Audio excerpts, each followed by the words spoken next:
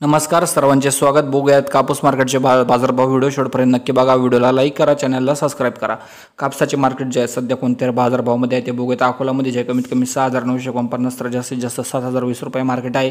एकंदरीत बघितलं तर जे आहे कापसाचे मार्केट जे आहे आपल्याला 7,000च्या रेंजमध्ये पाहायला मिळत आहे. पार्श्वनीमध्ये जास्तीत जास्त 6,825 रुपये मार्केट आहे. त्या ठिकाणी सुद्धा 1-2 वाकल्याला 7,000 रुपये बाजारभाव पाहायला मिळत आहे.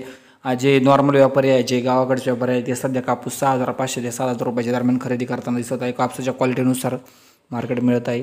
पांढर कवडामध्ये जास्तीत जास्त 6,825 रुपये मार्केट आहे. वडवणीमध्ये जास्तीत जास्त 7,055 रुपये मार्केट आहे. एकंदरीत बघितलं तर जे आहे मार्केटचे बाजारभाव आपल्याला या रेंजमध्ये पाहायला मिळत आहे.